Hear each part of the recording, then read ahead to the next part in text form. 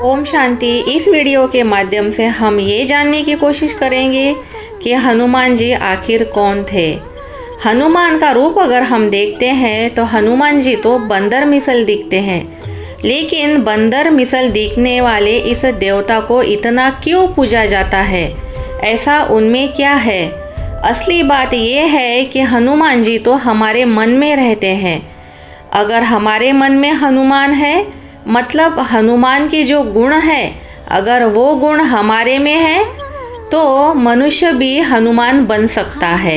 एक बार हनुमान जी ने देखा कि सुहागन औरतें अपने सुहाग का प्रतीक अपने मांग में सिंदूर भरती है, तो उन्हें भी लगा कि मैं भी तो राम की बहुत आराधना तन मन से और भक्ति भाव से करता हूँ।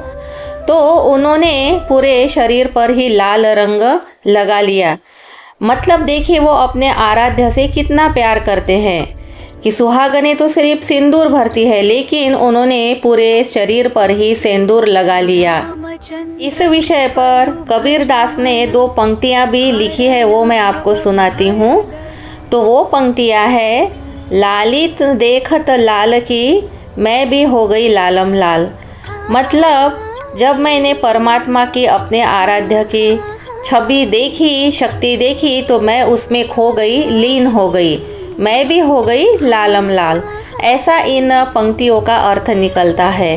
फिर हनुमान जी के हाथ में पहाड़ दिखाते हैं, मतलब वो इतने शक्तिशाली है कि जीवन में आने वाली समस्याओं को वो अपने हाथ में उठाकर उसका निरीक्षण करके उसका समाधान रखने का भी वो धैर्य रखते हैं। फिर हनुमान जी के हाथ में गदा दिखाते हैं, जो कि मानसिक शक्ति का बहुत बड़ा प्रतीक है।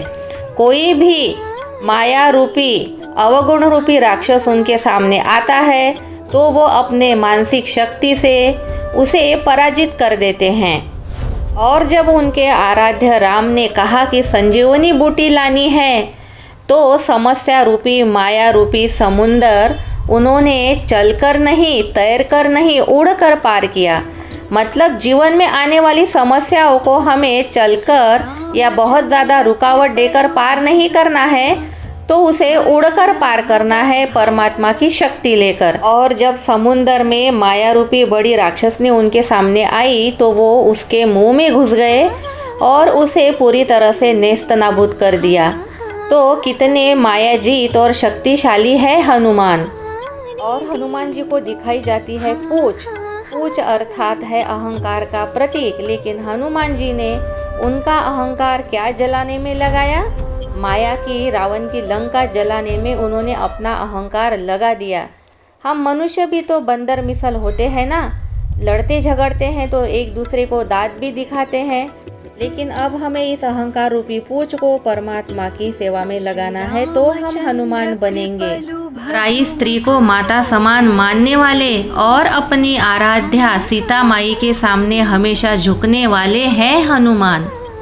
अब हम ये जानेंगे कि वे हनुमान जी को पवन पुत्र, सूर्य पुत्र, अंजनी पुत्र, शिव पुत्र क्यों कहा जाता है। कहानी के अनुसार ऐसा बताया जाता है कि अंजनी माता जब तुलसी को पानी दे रही थी सवेरे पूजा करते समय, तो उन्हें एक संकल्प आया सूरज को देखकर कि उन्हें भी ऐसा पुत्र चाहिए जो सूर्य जैसा तेजोमयी हो और जिसकी कीर्ति चारों तरफ फैली हुई हो। तो पहले सबसे उन्होंने सूर्य की तरफ देखा और उनकी जो कल्पना है या संकल्प है वो भगवान ने सुना, और उस संकल्प में शक्ति भरी साक्षात पवन ने, वायु ने। इसीलिए हनुमान जी को पवन पुत्र कहा जाता है।